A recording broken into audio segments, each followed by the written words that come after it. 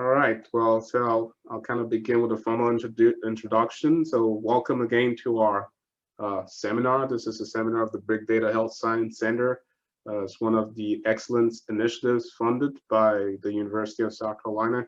And today I think we have a particularly exciting panel to speak about the Big Data Health Science Center pilot project. So true, people do actually get that money. And just to start with a teaser here before we introduce our panelists, that we have a request for proposals, RFP, for this year's round of pilot projects that is now available and ongoing, be due April 2021. Keep in mind, this is a wonderful opportunity for you to come up with ideas that you can use to leverage big data for improving healthcare. This is particularly important because in funding organizations like the NIH, there's a focus and drive right now towards data science and the application of data science to healthcare. And we have so much data being collected nowadays that it's just a waste if we're not getting insights and intelligence from that information that we can use to improve the health of our population. So you're all encouraged to please go to our website, bigdata.sc.edu, to get more information or reach out to us to join our listservs. Send us an email and we'll send you the information about the RFP. Okay, having said that, permit me to introduce again our panelist speakers here. The first speaker I'm going to introduce is Dr. Zahnd. She's research assistant professor at the Rural and Minority Health Research Center here at the University of South Carolina. She's also co-director of our Big Data Health Science Center Geospatial Core. Dr. Zahd's research focuses on identifying, describing, and ameliorating rural disparities in cancer across the continuum and utilizing spatial methods to explore disparities in the access to healthcare services. Our second speaker is standing in for Dr. Jiajia Zhang. Tamidul Islam is a PhD candidate in the Department of Statistics here at the University of South Carolina. He graduated from the University of Dhaka, Bangladesh. He has degrees in statistics, biostatistics, and informatics. As part of his ongoing PhD research, he has developed a Bayesian non-parametric method for analyzing sparse function data, longitudinal data using the Gaussian process prior. He's worked on several public health research projects, and his research interest lies in Bayesian methods, machine learning, survival, and longitudinal data. He's also an incoming postdoctoral fellow of the Big Data Health Science Center.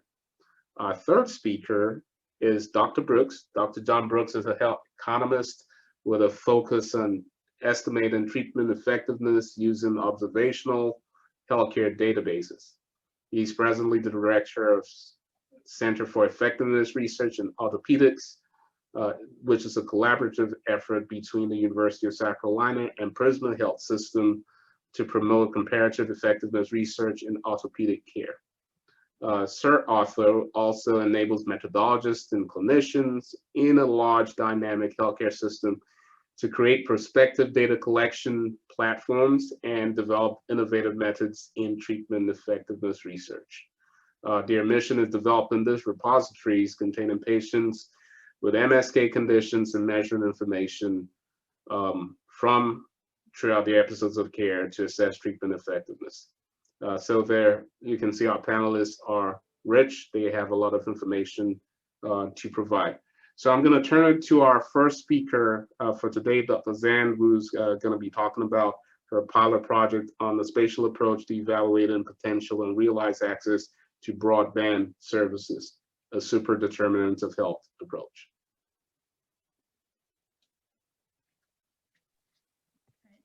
Thank you very much, Dr. Olatosi. So as you said, I'm going to be talking about spatial approaches to looking at broadband access, which I know for all of us during the pandemic has become really important, but also has really long-term importance for access to telehealth, for so many different purposes. So that's I'm going to be talking about today.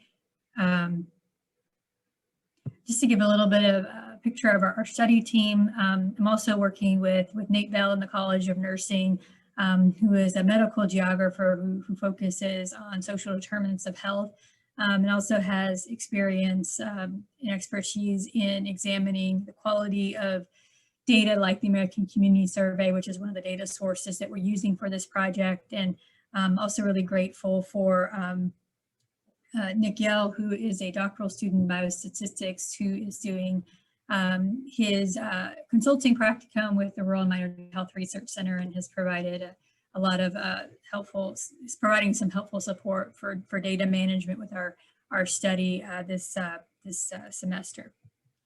So to give a little bit of background as to why this is an important area to look at, just want to describe a little bit about the emphasis that has been put on broadband as it relates to health. And we have a definition for broadband related to the upload and download speed, and this is really important when we think about the kinds of ways that people use broadband.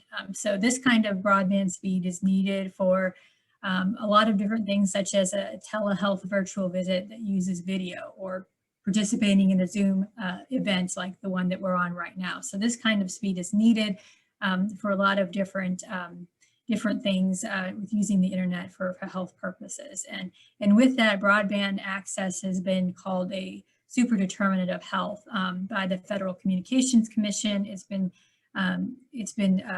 promoted and seen as very important by a lot of health professional organizations. Both the Healthy People 2020 and Healthy People 2030 initiatives have made increasing broadband a key aspect of their objectives and initiatives. And again, broadband access is really important for telehealth across the spectrum, and that includes things like telemedicine that we traditionally think about when it comes to telehealth, virtual visits, as well as things like remote monitoring using patient portals, and a variety of different telehealth related tasks, but also, of course, working from home, doing virtual education, finding health information on the internet, all sorts of things. It's become increasingly important with federal partnerships, such as those with the FCC and the National Cancer Institute, with looking at areas of low broadband access and areas of high cancer burden, and trying to intervene in those areas with things like connected health approaches to symptom management, just to give an example. So when we think about access to healthcare, whether it's a primary care physician, a hospital, a specialist, or broadband, we often notice there are a lot of disparities where different population groups have less access, and broadband is no exception to that. So we see that there are a lot of different groups who have less access to broadband than their counterparts, such as rural populations, racial and ethnic minority groups, and other populations. So we have that concern where these populations don't have the access that they might need. There's also concerns that a lot of rather not a lot, but the key metric for measuring broadband access might be overestimating access, which causes other concerns. So the Federal Communication Commission, which is kind of the go-to source of broadband access, defines access to broadband as having one broadband connection within a census block, which is the smallest geographic area that we often collect information on populations and resources and other things. So if you have one connection, and say maybe one house that has access, the whole block is seen as having access. So that can really potentially overestimate access to broadband. And so there are those concerns where you can see in the graph on the right that in the line in blue, which is all areas that, they're saying that 94% of the US has access to broadband. When we look at other ways of measuring broadband access, whether it's doing connectivity speed tests throughout the country or surveying individuals about their broadband access in their home, those estimates tend to be lower, 56 to 87%. And this is really important, not just for understanding broadband access as a whole, but also for eligibility for a lot of the different programs aimed at increasing broadband access. So the FCC data is used to help determine if areas are eligible for certain funding from the USDA around broadband access, but there might be areas who are really eligible for, who really need that funding, but are deemed ineligible because that broadband access is being overestimated. And so that's really the impetus for the study that I wanted to do, is thinking about, if we have those connections from the FCC, and that's information provided by broadband providers themselves, if that broadband is available, that's really in a way of, potential access. So a way of indicating that there may, people may be able to access this service. And then there's this idea of realized access. Do people have broadband within their home? Are they utilizing that? And so the impetus and the key focus of the study is to look at that dynamic between potential access to broadband and realized access to broadband, and what kinds of factors might predict at a small area level, such as census tracts, that level of access. So the goal of the study is to evaluate potential and realized access to broadband throughout census tracts in the contiguous U.S., focusing on the contiguous U.S. because that's really helpful for some spatial approaches where you need everything to be right next to each other. But I don't want to ignore that, there are also concerns in Alaska and Hawaii with broadband access, but just for the sake of this study, that's what we're focusing on. 3 aims: to explore the spatial distribution of potential and realized access to broadband, to look at the agreement between broadband potential and realized access, and then to identify the predictors of both potential and realized access to broadband. So we're using 2 different data sources to characterize both realized and potential access. Realized access, this idea of, do people have access in their home? We are getting from the American Community Surveys 5-year estimates from 2014 to 2018, and then using the Federal Communication Commission data from the that's housed by the National Neighborhood Data Archive, which is it's the University of Michigan, and they've done some data cleaning and have a really cleaner data set to work with to help us estimate potential access, which we're going to characterize as the mean number of residential connections per 100 household as a way of measuring potential access. Might ask, why is it this 5-year period? Why not newer data? And the reason we're doing this is truly just to see if if there is this overlap, if these are really concordant measures, and this is what we have to do with some of the survey data being a little bit older. But we're also pulling in and looking at some census tract level variables on demographic and social economic characteristics, levels of rurality, using 2 different measures. One, a continuous one of the percent of the population in a non-urban cluster or urbanized areas. In other words, percent rural, and then also some more categorical measures of rurality. And we're not, just to provide some additional information, we're not going to use those 2 at the same time. So to provide a little bit on the analysis plan, we're going to be using, or starting to use, and I'll share some preliminary analyses in a moment, some exploratory spatial data approaches to examine spatial distribution of both potential and realized access, and then develop a multinomial classification scheme based on the characteristics of outcome and predictor variables. So we can use some of those local Moran's eye analysis to identify, clusters of low broadband access and high poverty, and see where those areas overlap, and then also use some multinomial logistic regression to calculate predicted probabilities of those areas of overlap. We also are interested in looking at, again, the overlap between potential and realized access using some of these spatial clustering methods, and then look at those both in the continuous sense of the continuous measures of access, and then looking at the categorical clustering using Cohen's kappa statistics, and then finally doing some spatial regression analysis to identify predictors of potential and realized access. So some of the previous literature, as I mentioned, has shown rural populations or lower income populations have less access to broadband. And that's asking, through national surveys, and this is going to look at more small area level with census tracts. So I'm going to share a few of the preliminary findings and what we've done so far, particularly with the American Community Survey data, which is the measure of realized access. This is using a natural breaks classification, which minimizes the way these are grouped. It minimizes the differences within each group and maximizes the differences between each group. So you can see here the areas in yellow are the lower access areas, and those tend to be a little more common in the south. And then you can see the darker green areas that tend to be more in the Northeast, and some of the more urban areas. You see like Atlanta that has maybe darker green.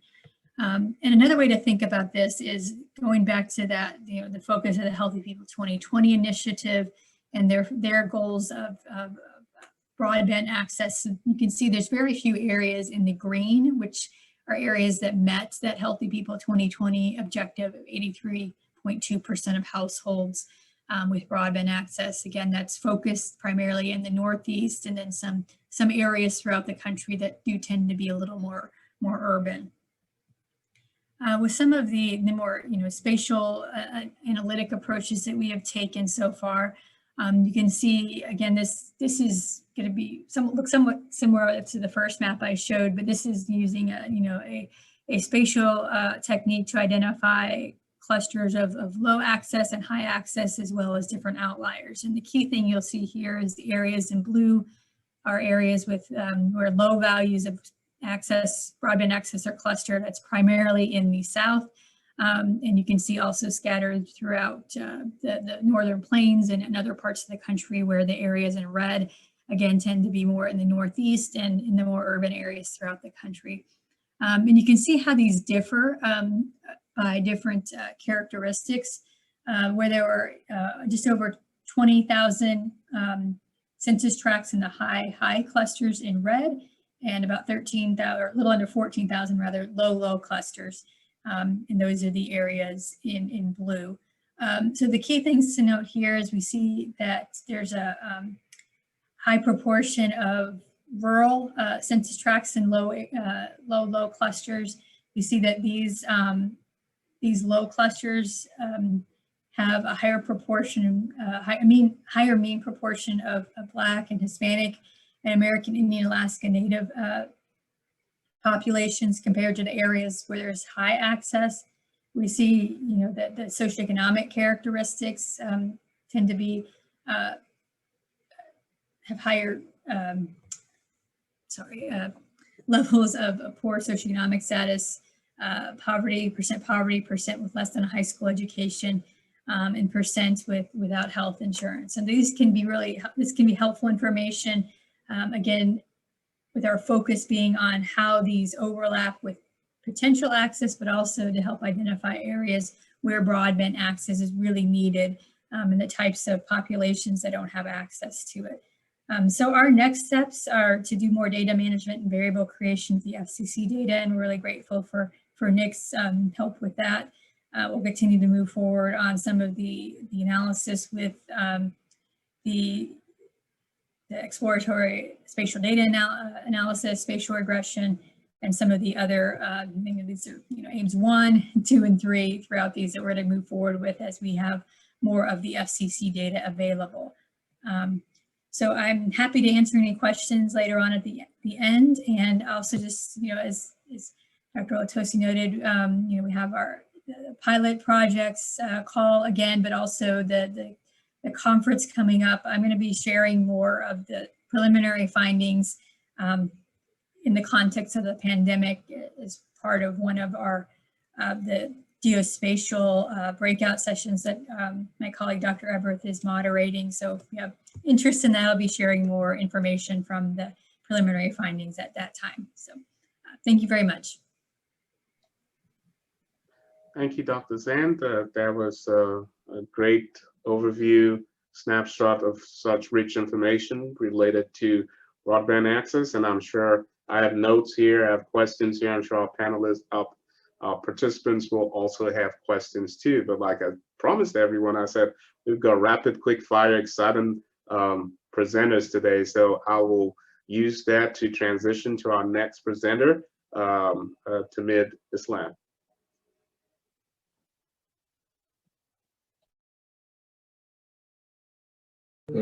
Thank you. I hope you can see this slide now. We go full screen. Yeah. So thank you for the opportunity. I'm glad to be here. I'm presenting on behalf of Mr. Zhang, the pilot project he's been working with. The title is Improving the Mental Health Utilization through Advanced Statistical Modeling and Multiple Hospital Electronic Record Data. Now, let me go to a little bit of the background of the motivation of the study. It is evident that the suicide is one of the top 10 leading causes in US deaths for the age group of 10 to 64. And it has been rising like 24% over the past 15 years. Now, in South Carolina, it is the similar case going on, that it is the leading cause of all the violence deaths. And if we look at the raw numbers, there are more than 100,000 suicide attempts in South Carolina in the span of 2000 to 2016, and it's rising. Now, if we want to investigate a little bit more, and we can guess that mental health issues could be associated with the suicide attempts and the suicides. So the study suggests that 90% of the suicides are due to mental illness. And if we look at the healthcare utilization, about 20% of the suicide attempts for the first time, they will make another second attempt. So this is like alarming.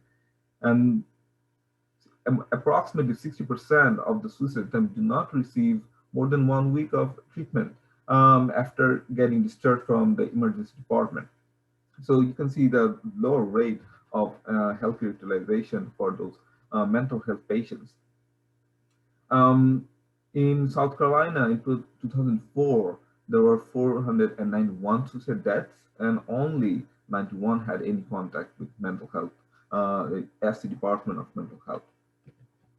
So what we're gonna do, like, what is the knowledge gap in this understanding the process of mental health issue and the suicidal behavior?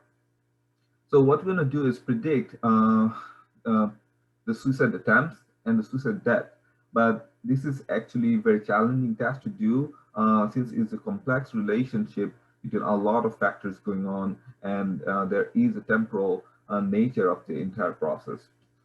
So we need a better understanding of the longitudinal pattern of healthcare utilization over the time, because the patient come to the hospital and then they come for later visits regarding their mental illness, and some of them go into like they get cured, but some of them go into another attempt of the suicide. Therefore, we need more data and a model-based approach to understand what is actually going on and what are the risk factors. So the specific objectives of this study is to examine the role of mental health utilization in suicide attempt among the patient with mental health diagnosis. And the second aim would be, we want to identify what are the risk factors which are contributing to those suicide attempts among the patient who actually have lower mental health service utilization and who has been diagnosed with mental health issues. Now, what we actually want to do, we want to predict to whom and when we provide those suicide prevention services. So we want to do a subject level prediction that this person is at risk of committing suicide, or and then what type of and when we should provide some of the care we should be providing. So answering this type of question, like predicting the risk for individual, machine learning technique has been widely used. But for the specific case of suicide, these techniques, the machine learning techniques, has not been very successful. It might be because that most of the existing literature on the machine learning application to the suicide prevention they did not explicitly capture the longitudinal pattern very comprehensively. And as I said, there are complex relationship and interconnected risk factors, and there are the temporal and longitudinal nature of this entire process. So there is a need for a state-of-the-art analysis technique to analyze this whole process of suicidal attempts and deaths. To capture these relationships, we need actually several pieces of statistical modeling and connect them together. Those models would be the multi-state model, the promotion time model, the recurrence model, the time-dependent variable model, and finally, to connect all these models together, a joint modeling approach. So let's go to the definitions or the variables of our interest in this case. So the primary outcome would be the time to suicide attempt or the time to death due to suicide. It puts the whole problem nicely into existing framework of the survival analysis, and we'll see that we'll extend and incorporate more methods from survival analysis to model this problem. To define the suicide, we have followed the CDC's guideline for the specific definition of suicide, ideation, and the attempts. We need extensive data, like patient-level data, to model the suicidal behavior and their healthcare utilization. And the Health Sciences South Carolina is a collaboration of biomedical research, and they have the sixth largest health service provider in South Carolina.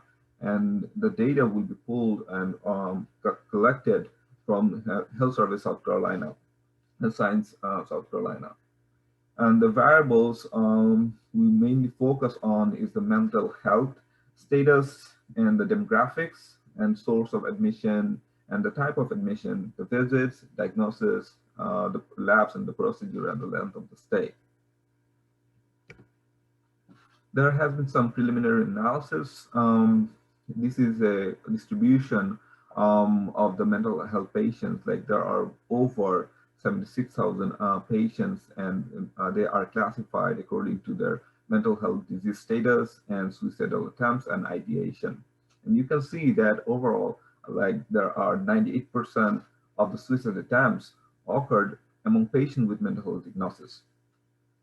There are 40% of the suicide attempts happened with diagnosed suicide ideation. The preliminary analysis also includes some basic survival analysis, and you can see from the Kaplan-Meier survival plot when the event or the time of interest is the time from the first mental health visit to the first suicide attempt. The person or people, the patient with higher than four or more mental health visits, they have really low probability of going for suicide attempts compared to the other groups where the number of visit is 1 to 3. Also in the right-hand side, you can also see for lower number of visits, there are a higher number of patients in the emergency due to this suicidal behavior. Now we come to the modeling part, like what kind of model we're going to be using to explore and connect all these events going on. So the first component will be the promotion time model.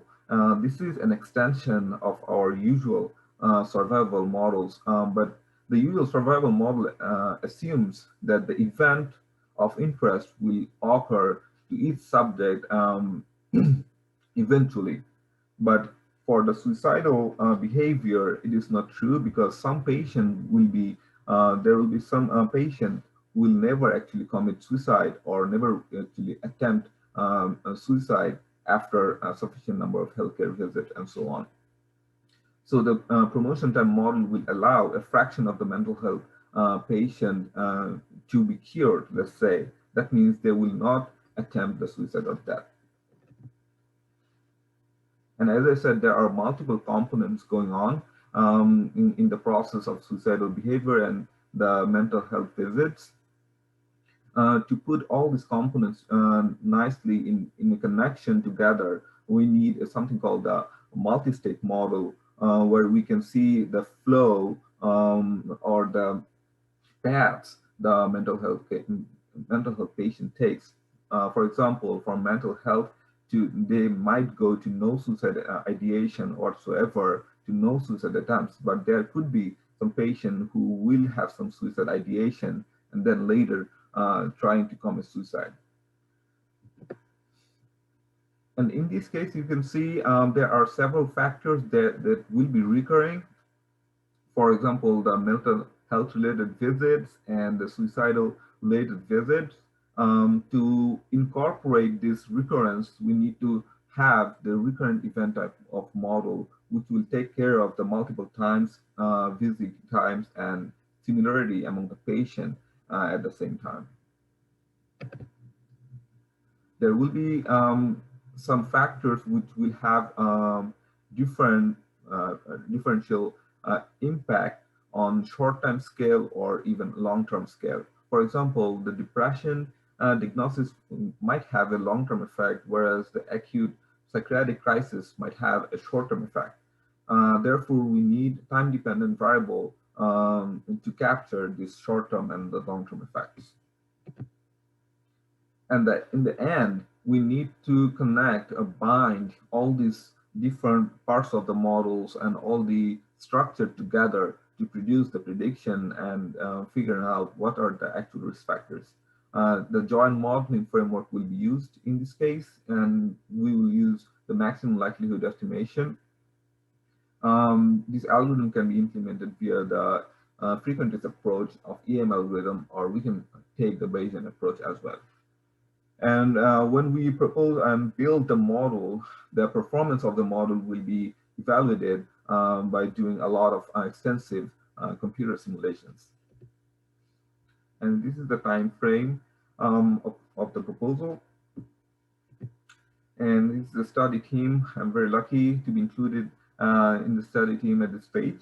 And I'm started working with Dr. Zhang on this project.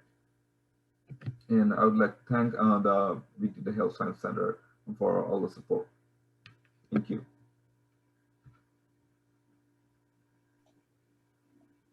Great. Again, another interesting study from the pilot project has been presented related to how we can leverage data in the area of mental health. So that is exciting. And for data geeks, there's some exciting statistical manipulations that are been prepared. So I'm sure the participants will have questions for you, but I think that is really exciting. So we will turn this around for our last presenter today, Dr. John Brooks.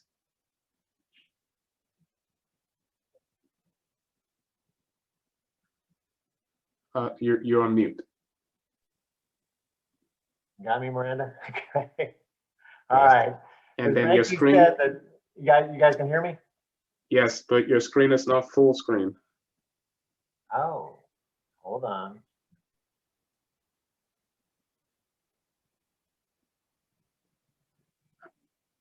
I think instead of showing. Wait. There we go. How's that? There you go. All righty.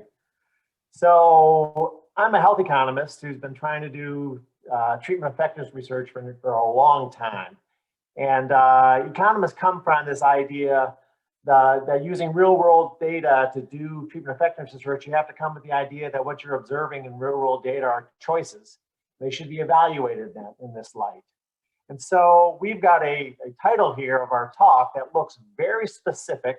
It gives a very specific algorithm to answer a very specific clinical question. And this algorithm purports to, and this algorithm was created in 2019, and it purports to fit the needs we're looking for in our research to personalize evidence. And what it purports to do is use treatment variation and real world data from natural experiments in treatment choice and find subsets of patients with like treatment effects. So in other words, we're personalizing evidence. But our group over time has learned to be healthy skeptics of approaches that promise the moon like this. And this funding is enabling us to basically kick the tires of this algorithm and understand its nuances and its properties. And the algorithm is the instrumental variable causal force non-parametric machine learning algorithm. So that's very, very specific sounding.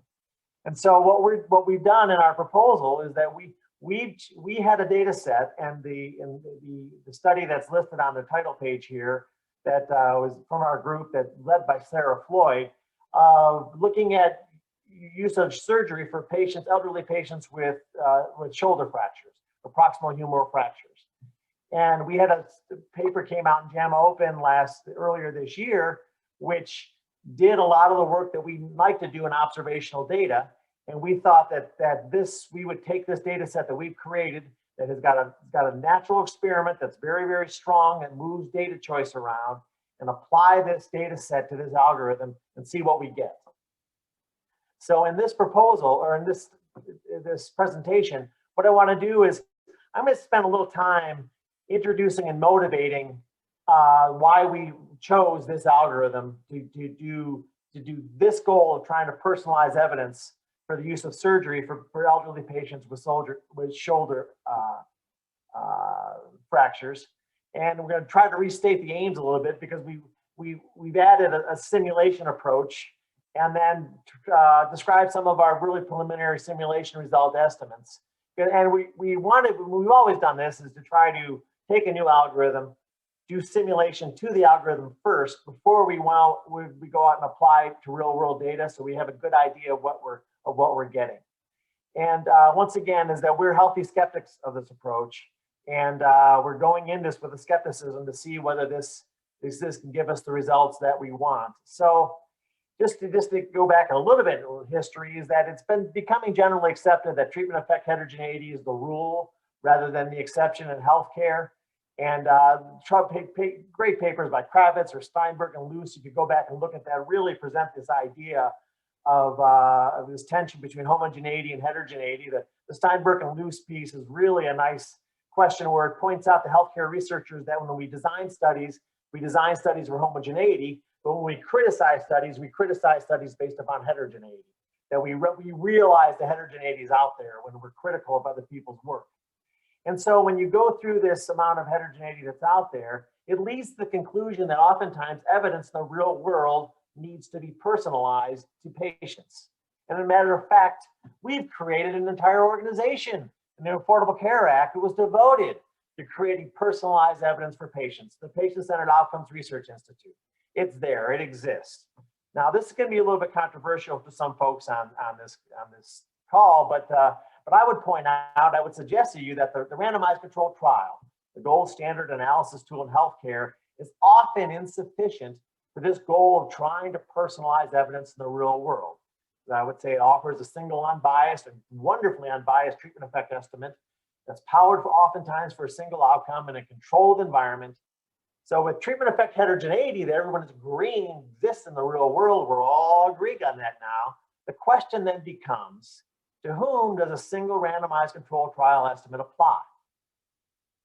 If treatment effects vary across everybody, is it a patient randomly pulled from an urn? Do we pull patients randomly from an urn? No, we don't. We choose treatments for patients and so that's a question about internal and external validity here, randomized controlled trial estimates, which I'm trying to drive at there. So then what do we got? People started realizing this in the early part of this century. And so what pops out is this idea of comparative effectiveness research. This looks so promising, trying to getting at personalized evidence. Comparative effectiveness researchers' enthusiasm, you can look at like, wow, there's a diversity of patients that go well beyond what's in randomized controlled trials. Large numbers of patients enabling assessment of more outcomes. We don't have to focus on one outcome because we have such large numbers. We can get information from a longer time periods than we normally find in randomized controlled trials. And then there's the winner here is that there's vast amounts of observed real world treatment variation. But a little proviso I'm tossing in here, but within personalized groups though, we see treatment variation. But anyway, the Dartmouth folks have created a cottage industry of going into large data sets and finding variation and questioning whether this variation is a good thing to do or not. So you look at this data, the table looks set. We've got all this information. Let's start personalizing evidence. And I have to admit, I drank the Kool-Aid. I've drank this comparative effectiveness research Kool-Aid all along, thinking that we could come in with large databases and do this type of research. But I would purport to you guys right now that, and this is kind of based upon and I'll show you some of the results of some of the studies leading up to this, it's still not a panacea using comparative effectiveness research methods for personalized evidence. Well, there's the usual concerns of omitted variables and confounding. We all agree on that. But I would also put it to you that even if the confounding and the omitted variables issues go away, which it seems like a lot of times in big data research, we kind of wash our hands of that issue. But how do we find estimates personalized to the individual patient? Well, a couple of papers, mainly by Kent, they're referring to this idea as the reference class problem. It's the problem of trying to find who are the group of patients out there in the real world that represent you, the patient that's sitting in front of a clinician right now. Who is that representative group? And so, why this is a problem is that even with a small number of baseline features measured in your database, a patient can be placed into an indefinite number of subgroups, of reference groups. So which one do you choose that represents Banky? Banky, which one is you? Which one represents you? And if you want to go get treated. So which subgroup best represents a patient? And then also another idea that floats around in this question is the curse of dimensionality, where basically if we went out in the real world and we found two patients identical to Banky, we found one person that's identical to Banky was treated and one who wasn't, and then we could compare the outcomes between those two. Well, maybe we find a good estimate for Banky, but we only have two patients that are like Banky in our real world database. Is that a precise enough estimate? Will that yield a precise enough estimate that Banky could actually use in helping plan his treatment? Banky, I'm apologizing for using it as a foil there. Okay, so we've got this problem. So our previous comparative effectiveness research, what we've done with large databases, what we did around this problem is that we worked with our clinical co-investigators to specify subgroups a priori. We walked in with a pre-analysis plan which stated which subgroups we thought would have different treatment effects, which is something that anybody does with a randomized controlled trial. You walk with the design, you say group A, group B, they're gonna have different treatment effects, but with an RTC, that's problematic because you have to double your sample size or whatever. But we went into these three studies that I'm showing you here, where we looked at the effect of ACE inhibitors on outcomes for stroke patients. And we walked in saying, we're going to stratify by chronic kidney disease. We said it a priori before we went into the study. We looked at the effect of statin use on survival and side effects for heart attack patients. We walked in saying by patient complexity, by prior diabetes, clinical chronic kidney disease, and heart failure. And then the study we were talking about here is the effect of surgery on survival and side effects and costs for elderly patients with shoulder fractures by patient frailty and number of comorbidities. We walked into those things. And I would report to you that we found some interesting, but kind of unsatisfying and unpersonal effects. And so I'm gonna show you really quickly, our use of statins on heart attack patients is that when we went out in the real world, we found 124,000 patients in Medicare with statins. When we found the patients in our database that were a non-complex, that who would have been in the randomized controlled trials, sure enough, we find out that statin use was related to greater 1-year survival and no side effects. But when we look at the full sample, we found differences in survival effects, and for the first time anywhere, we found side effect problems with the use of statins. But when we look at the people that had complex conditions a priori, that's where we started to see the side effect outcomes showing up. They didn't show up in any people who were like the folks in randomized controlled trials where they didn't have any of these prior conditions. But I would put to you that our results demonstrated previously unobserved heterogeneity, but I would also put to you that our results weren't really personalized. Because I would say that we had 66,000 patients with prior heart failures in our study. I would not tell you that these estimates apply to every single one of those people in that subgroup. And when we write these papers, we try to describe these results. And then our reviewers always come back and say, well, how does this affect practice originally? Tell us whether you should or not use a statin in these groups. And we'd say, no, we can't tell you that, but we can tell you maybe they should be more judicious or not using statins in these groups. Very unsatisfying for reviewers. This is the study that the ACE inhibitors were stroke patients, where we stratified by CKD. This study was paid for by PCORI.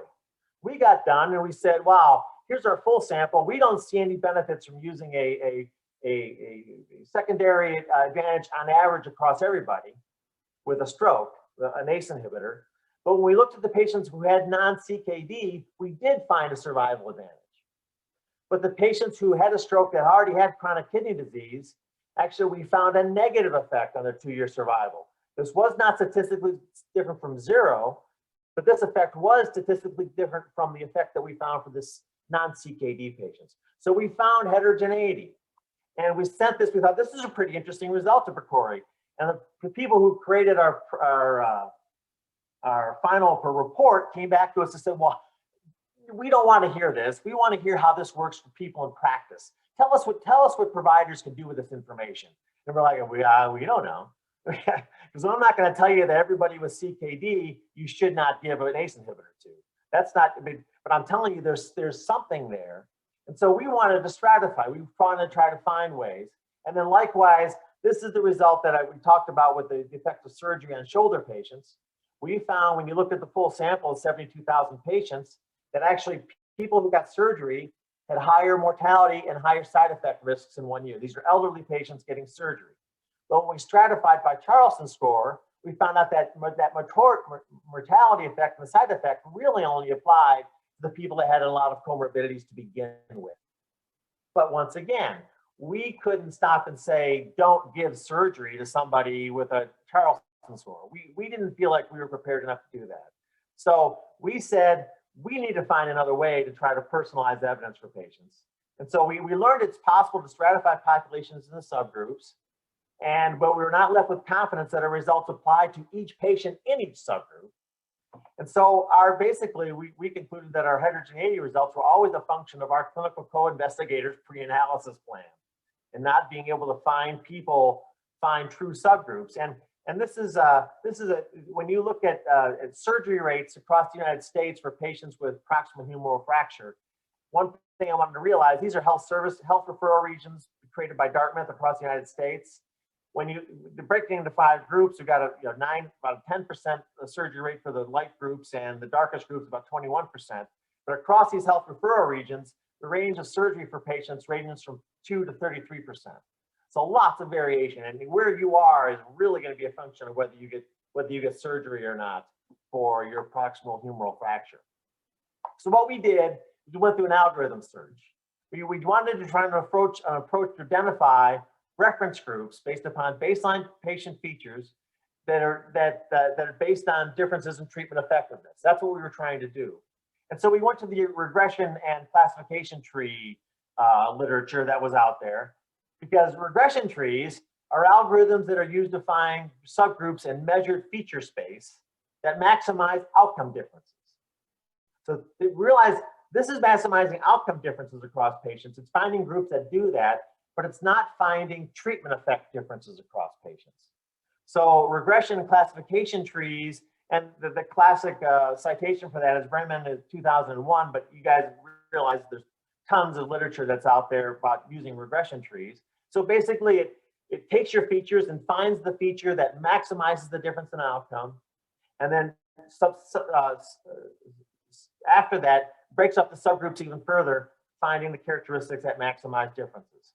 And so then what a group of folks just a few years ago said, wait a minute, can we use these same type of algorithms to do something called the causal tree? And where what you do is you use these same groups not to maximize differences in outcome, but to maximize differences in treatment effects across groups. And so a whole bunch of literature started coming out looking at causal tree places where you divide using features that maximize differences in average treatment effect across groups. And these folks, though, realized that these developers acknowledge that this algorithm remained limited by unmeasured confounding variables using real-world data. And so this group, Athy et al., the Annals of Statistics, said, well, wait a minute, that's where we're going to create our instrumental variable causal tree forest algorithm. Now, this is very nuanced to find subgroups in feature space that maximize differences in treatment effects caused by the natural experiments. And the causal effect that we just looked at, you're just trying to find groups that maximize differences in just treatment effects. But these are maximizing differences in treatment effects that are caused by your instrumental variable. And so this is where we went bing, bing, bing. This is for us. We've got a large data set. We've got a whole bunch of measured features. We've got a strong instrumental variable. And so that's where we said, let's use this to see if we could, how well it can estimate personalized effects. And so there's an R package called GRF that was developed in 2019 that we're going to be using. And you can look at the Athy paper, Annals of Statistics, that describes this. But remember, we are walking into this. I just want to quickly show you where our healthy skepticism comes from. Because in the real world, when we think about treatment choices as economists, we think that somehow the patient and the provider get together and they have an idea about what works and what doesn't work for the patient. And so if this blue line is the true treatment effect in the real world across patients, we would put to you that these people can be identified. So the subset A is the patients that all providers agree to treat. The providers, the patient recognize characteristics that are related to whether something works or not. And this group down here is the group of patients that all providers aren't willing to treat. We've always stated that an instrumental variable, though, is going to move treatment choices around, not for people in groups A or B. They're going to move treatment choices around for people that are in here, where treatment effect, we're not really sure. And you've got characteristics that make a flip of the coin as good as any. And so these are in the instrumental variable literature. This group of people, B, are defined as the marginal patients. They're the patients whose treatment choice you can shift with a natural experiment. And we've noticed that in the description of this technique, this marginal question was never discussed. And so that's where our healthy skepticism comes from. And so we are using simulation approaches with this idea of essential heterogeneity, the idea that treatment effects vary across people and that information is used in treatment choice. If this idea of essential heterogeneity exists, what does that do to this algorithm's ability to personalize evidence? And so we're doing simulation models right now to try to understand that. And then once we're finished understanding this idea, then we're going to apply the algorithm only then to our shoulder fracture data. And then we're going to look at the relationship between the strength of the instrument and the groups that are created to move around treatment choice to see if we can make statements about the veracity of the estimate that we get in each subgroup. And right now, our simulation modeling suggests that treatment effect precision varies dramatically across subgroups created by the algorithm. And so maybe we should perhaps only trust estimates for subgroups with very strong instrument effect on treatment choices with large n's. But if we have large n's in a subgroup, just how personalized are your estimates? So there's lots of trade-offs that we need to consider that people need to have going forward using this type of algorithm. So that's it for me, guys. Appreciate it. Thanks for listening to my rapid fire presentation. Awesome. I think that was very engaging, as was the other presentations we have. For the audience, you can see the depth and the richness in the pilot projects. And by the way, this is just a select few of those. Hint, put in a plug-in. Join us for the Big Data Science Conference. There's way more data coming there, February 5th to 6th. But today, now we can go ahead and take some questions and comments around some of this. One of the things, just because we have participants, if you would like to actually ask your question, just raise your hand and we'll be able to give you the opportunity to say your question. Pending that, though, we already have a question from Dr. Regan, who provided an answer. Dr. Zahnd, do you want to share that so everyone else can hear? Yes, thank you. I hadn't used that question and answer feature before. I didn't know if that got back to the individual who asked it. Yeah, thank you for that important question, Dr. Regan. So she asked about the work that is being done in the state of South Carolina around estimating broadband access or addressing the concerns about broadband access being accurately described in the state of South Carolina. And that's something that Congressman Clyburn is definitely very interested in and is very passionate about is broadband access and telehealth use and things like that. And so there's some work that's going on in mapping broadband access in South Carolina. They've used some funding from the Federal CARES Act that passed in last March. There's a lot of funding that's gone to broadband access. And in the state of South Carolina, at least, they are using some of that to get a better sense of where there are disparities, where there are areas of low access. So they are supplementing the FCC data with some data that's being collected by the Office of Regulatory Staff, I believe is the ORS acronym spelled out.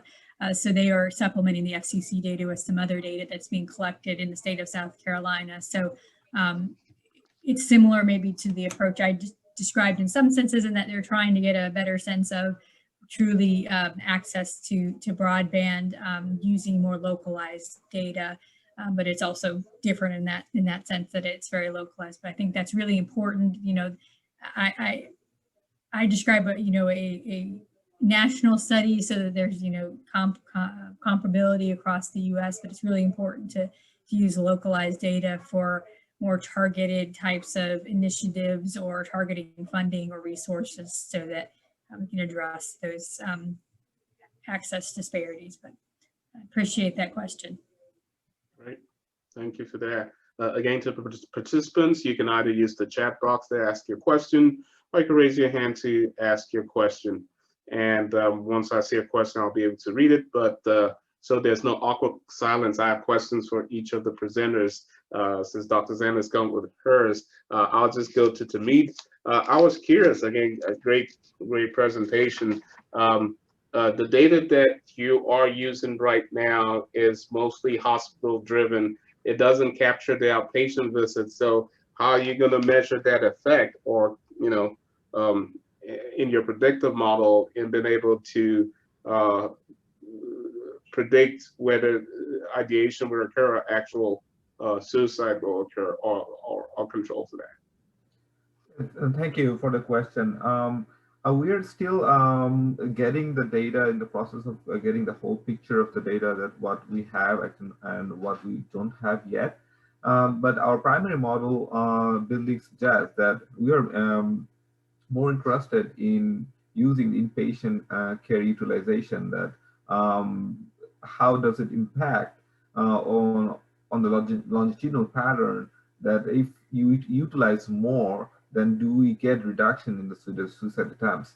And can we predict, based on those results, that when and how you should be providing those things? But as you said, it is not very clear now that how we're going to capture the outpatient effect. But let's see, we're still in the under process of getting the whole picture of the data. Great. And the second part of that question that I have is, just going back to some of the things that Dr. Brooks mentioned, some of those effects, how do we account for triggers from the environment that could push over someone into actualization? Sometimes you have events, you have things on the news, you have triggers that happen from the, and how do you capture that? Because otherwise you could have someone who's on the edge that moves, or if you've even put any thought towards that. And I know this is still pilot, that's the whole point of the pilot, but whether you're even thinking about any way you can pull any other data source that would capture those events and over a longitudinal timeline to add to your data points. Yeah, that's a great suggestion, actually. And I would say that, as you mentioned, that in the pilot stage, we're still looking at the clinical information, and some of the visit we hope that it will include some notes on the triggers might be. But still, we are not clear that we're going to include the external forces that will make the patient more eager or put at more risk. But that's excellent point of view, looking from outside of just the data we have here. But definitely good suggestion. Great. Dr. Brooks, two prompts of questions. And again, I don't want to feel like I'm hugging this, folks, participants. I'm just waiting for you to answer the questions, ask the questions, and then I'll stop talking.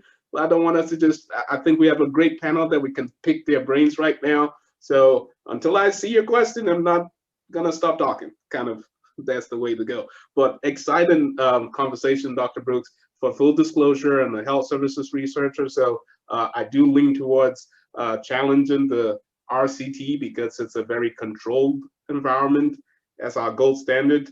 And you know, with science, everything has to we have to change with time as we get more knowledge. So heterogeneity, it's very important. But then there's this concept where you've seen people go from making the argument that then why don't we just transition into pragmatic clinical trials, where it's based on a natural experiment, it's based on large data sources, and it kind of, if we can't get the best, this is the next best thing. What are your thoughts around that? I guess the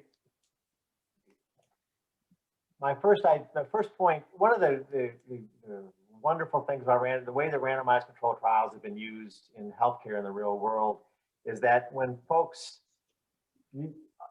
they're successful because people can get access to a drug or treatment that's not otherwise available. And so it allows you, for the inclusion criteria, you get a lot of people in there, but it's always an open-ended question. I go back to choice again, that if you randomize treatments in a real world for treatments that are available already, who are these people? Well, number one, who are the providers that don't have an opinion about what treatment works for me in the real world? And so, because they'd have to have equipoise for them to even invite me into the trial. So these providers are admitting confusion to begin with, which is okay.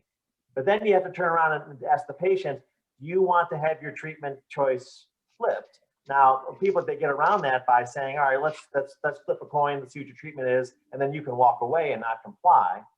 And so there are a lot of, I guess there's a lot of complications with doing these large pragmatic trials, and that I believe you really, in order to get the best inferences out of that, you have to come in with the idea that every step along those trials are still choices. And you have to analyze it in light of the fact that these things are choices. I think the best of all trials are encouragement type trials for the real world, where you randomize coupons, or you randomize discounts, or you randomize access differences, or you provide across people, and then watch the people make choices. You know, the folks for whom treatments are best suited and least suited, that encouragement's not going to change their behavior. But for the people who are on the margins, the people that you really care about, because they're the ones that are going to be whose treatment choices that are the ones that can be moved by a policy to begin with. And so lots of people, when they look at instrumental variables and natural experiments in the real world, they're critical by the fact that if pushed, they only get at a subset of patients. But I would argue, and these arguments have been made for 30 years, that those are the patients for whom we really care about, because those are the patients for whom we can move treatments for. So I think you can, Banky, but I think in the real world, you have to stop and you have to say that every step in a randomized large pragmatic trial is all based upon choices, and you have to account for those choices when analyzing the data. Thank you. Really, folks, participants, I do need you all to, questions. I'll pause so I give some. Again, thank you to Dr. Adams, sharing information to Dr. Brooks about how this would be a natural fit, and that's part of why we're doing all this training, so connections and discussions can occur. But I'll just pause for 30 seconds to see if people's brains are thinking or their questions going there. Something.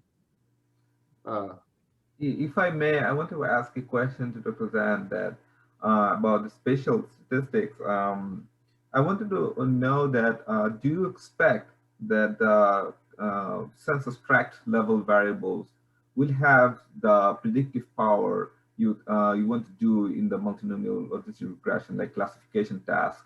Do you think those overall aggregate variables could lead to nice classification results based on your previous experience with spatial analysis? Thank you. Yeah, that's a good question. Yeah, that particular approach is one that my co-investigator, Dr. Bell, has used at the county level previously with some other work he's done. And there are, I think, a little over 3,000 counties, and there are over 70,000 census tracts. So I think we'll be good with the sample size to be able to look at that. That's an important question. I think when with a national study, it is more feasible than maybe some other smaller studies. But that's always important with any study, and especially with but also with spatial studies as well. Thank you. Other questions? I do have one too for Dr. Zahnd. Going back to your initial. Sorry, Dr. Adams has a question, and she can now speak. Oh, sorry, I'll stop. Dr. Adams, you have the floor. Hi, so this is directed at Whitney, and I just loved your topic, Whitney. I think that it is so timely, and I think we were in the same meeting when I learned that a lot of not a lot, but certainly what's another impact and factor on broadband access is antitrust laws in states, and which never entered my mind. And it's not that companies can't build or can't put down cables and have put down or will put down cables to get to residents. It's the fact that there's a worry about a monopoly being there, which, has good intentions in it in terms of this could be, if you only have access to one, then who's to regulate pricing and that type of stuff. So I get it. But I think that this is so critical, and we're finding, now in the pandemic that we've got this education perspective that's now really problematic, and there's more and more evidence that you're creating with the healthcare access issue. I really want to get this word out, at a policy level and an advocacy level, and I know that you and the Rural Health Center do this so well. So I didn't know if you thought about that, or if you have plans around that. I know it's too much for anybody, any single person's scope of work, but I think what you're doing is so important. Yeah, thank you, Dr. Adams. That's this is an idea that kind of emerged even before the pandemic, and then as far as a research topic, and because it's so tied to so many aspects. I talked about it in the sense of telehealth, but obviously it's far beyond that, and there are definitely a lot of policy implications, and whether it's on the telehealth side, and whether Medicaid, at the state level, cover certain aspects of telehealth for things that people can do from home. There are different aspects on municipal broadband. Their states have different regulations around if they're supportive of that. So there's so many different policy angles. So I think that's something with looking at this nationally, but there you can see there's a lot of variation across states. So I think it's really important to consider those policy implications. And there's so much funding that's gone into broadband. That's why I sort of noted the aspect that, in healthcare, sometimes 2018 data is really new. But when we look at broadband access, there's so much changing that, as far as getting accurate senses of what's going on, that data can be somewhat dated, except for the fact that we're looking at the ability to determine access. So we want to look at comparable time points. But yeah, I agree that there's certainly a need to look at the policy approach, and I'm hoping to do that in different avenues, and kind of continue this work in that sense. Hoping to present some of this like the National Rural Health Association meeting and some other areas, because I think it is something that's become really, really important, but there's definitely a lot of nuances and policies to consider. And I'm trying my best just to keep up with, with all that, because there's been at least 3 pieces of legislation in the last year that have gone to broadband access in different capacities, whether it's the infrastructure or just providing the funding for people to have to fund broadband access at their home, or to provide a hotspot or something, a lot of different things. So there's definitely a lot of work ahead for anybody who's interested in this area. Yes, John. Hey, Whitney, I'm just curious. I mean, in the structure process outcome paradigm, it seems like you're doing a great job understanding the structures and why the variation structures exist, and then the policies getting at the structure. But I'm sure in your head you're thinking, well, wait a minute, how does variation structures affect process, telemedicine visits, and things like that? Are there fun opportunities or opportunities where you get data sets on like clinically relevant things, where telemedicine is clinically relevant, and then more access, you'd see more of it, and then connecting that even to outcomes, patient outcomes at the end? What are the opportunities there for that? A great question, and that's something with some other work that we're doing with some cancer networks we have, trying to find good telehealth related data on telehealth visits that we can maybe pull in some of the broadband data as kind of an area level variable to consider. But that's something I think is important in the future, something I would like to continue to look at. I haven't had that opportunity yet, but I'm hoping to do so, because I think that's something that's going to be really important going forward, especially now that so many people are using it. And is that something that's going to remain after the pandemic improves?